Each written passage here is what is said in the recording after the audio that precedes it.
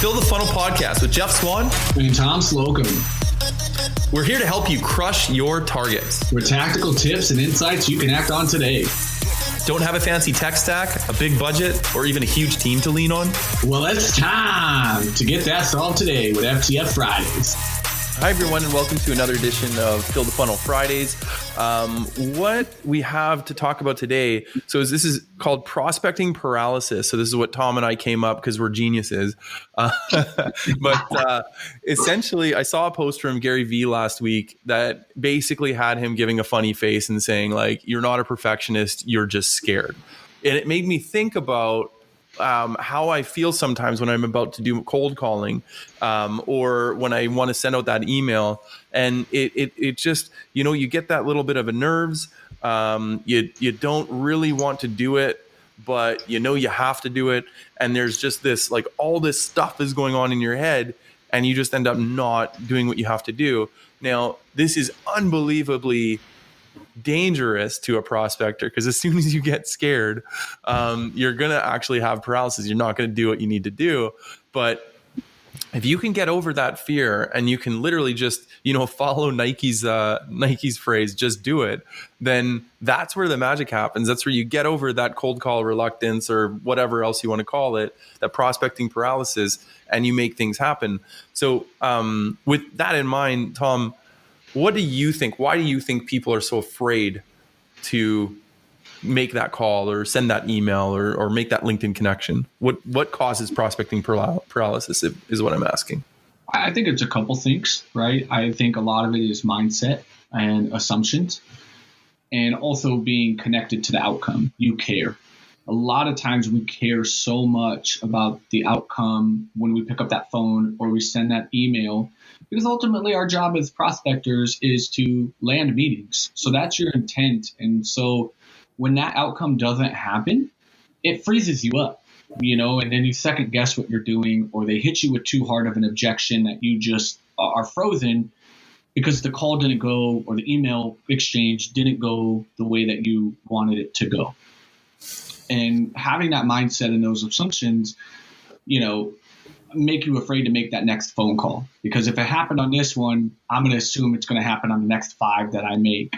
So then you just freeze up and you second guess what you're doing. And it just causes you to, freeze up. Yeah, no, that makes perfect sense to me. I mean, I remember I was in a client call one time with an SDR team that was not really performing very well. Like, they were not meeting their targets. Nobody really was having a lot of success. And so you can imagine, you've seen this before, right, Tom? Like, when that happens, that there's something going wrong with the team, and there's like a confidence spiral. It just brings everybody down. A toxic environment, it feeds off of everybody, right? That's the beauty of it. It feeds off of one another. Exactly.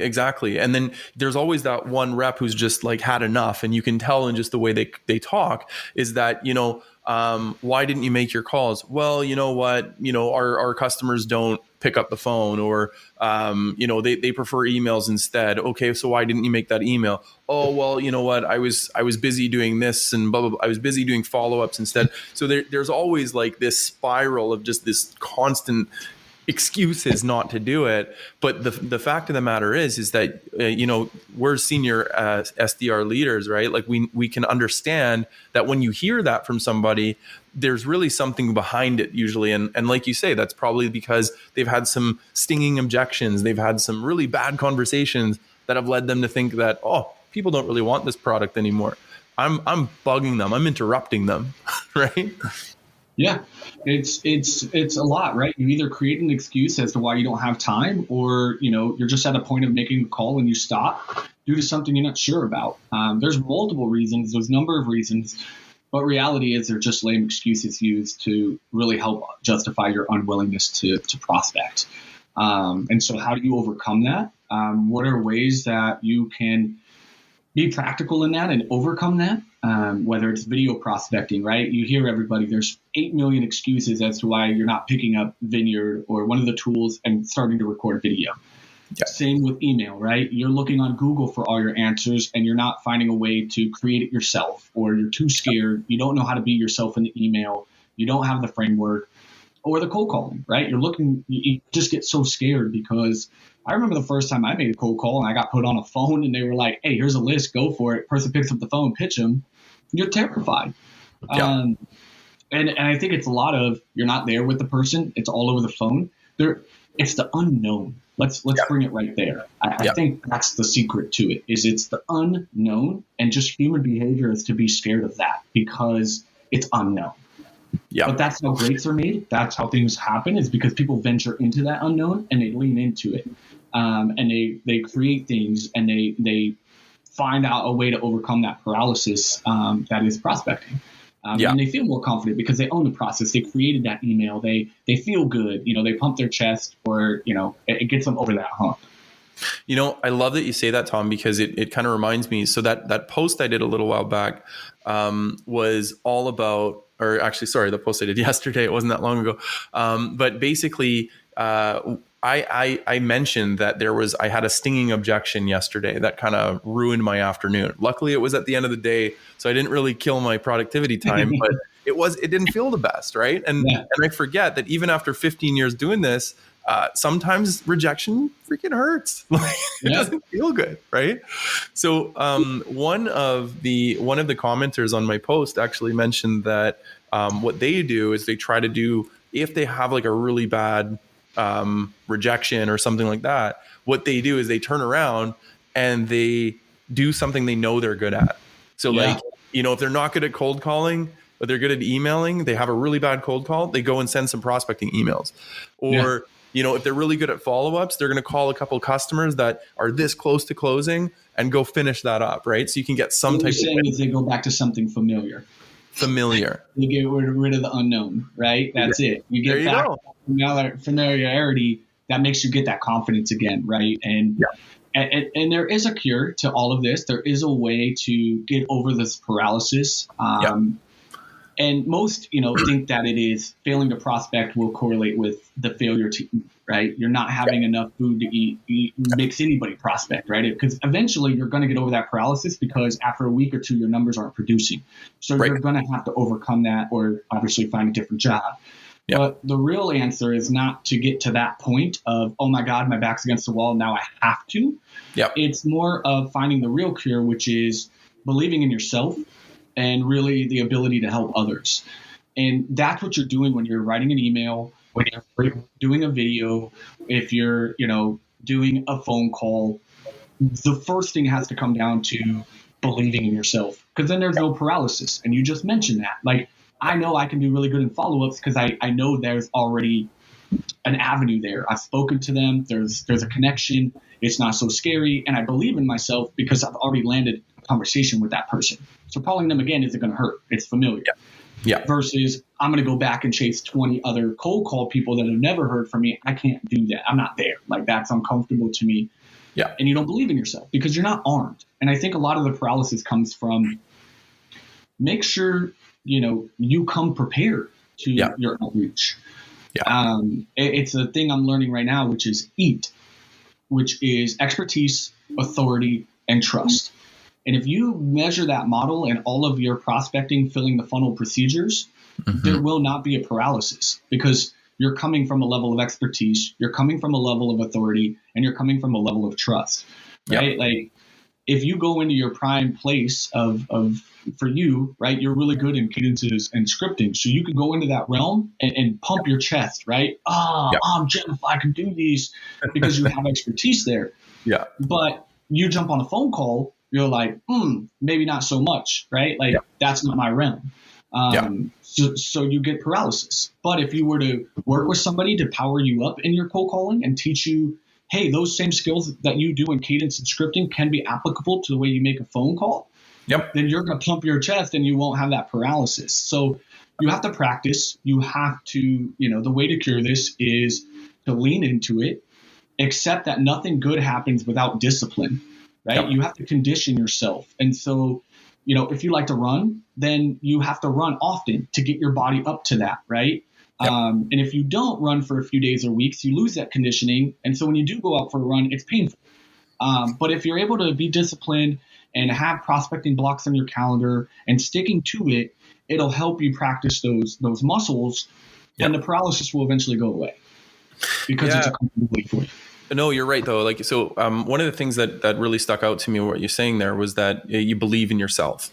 So I actually had a conversation with a customer earlier today about how like his sales team was having trouble with asking for the business. So Mhm. and the quote that he said, and he's going to love hearing this, by the way. But the quote that he said was that they don't want to come across as too salesy. Right. So the challenge that people have is that if they're not pure salespeople that like live and breathe sales like we do, then they don't want to come. They think salesperson is a bad word. Right. Yep. The fact of the matter is, salesperson is not a bad word. The process by which a lot of salespeople execute their job makes it a bad word, because they're spammy, they're tone deaf, they don't care of what they're doing. They just want to boil the ocean to get a couple meetings, right? So what we kind of discussed in this meeting was that what you have to do is give them confidence, that knowing that they help people. So in this particular company, they were sales engineers. So they were the ones that were literally creating the solution for the customer. So they already had accounts, they had wins, they had all these different reasons to sit back and say, I help people. I actually do things for you, right? And they know all of the different ways how to help someone.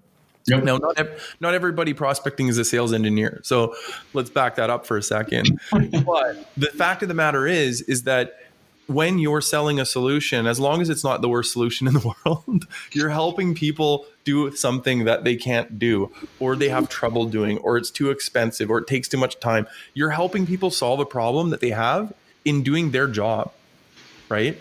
So keep in mind, it's not just about be true to you or be good to you. It's knowing your value in their lives, in your prospects' lives, and knowing that every time you don't pick up that phone and you decide to sit and do something familiar instead of doing what you need to do, and that's prospecting, then you're denying that prospect of knowing about a solution to a problem that they may know they have, or they may not even know they have. And again, you're just doing a disservice because you're taking yourself out of the equation that you could have impacted somebody's day, right? Like that next call you could have made could have changed that person's life. Now, we're not curing cancer. We're not doing crazy things, right? But we are providing solutions to make people's jobs easier and make them heroes in anything we're selling, whether you're an insurance or a retail design display or a SaaS world prospector, right? Everything you're doing, if you're prospecting, it's because there is a need in the market for what you have.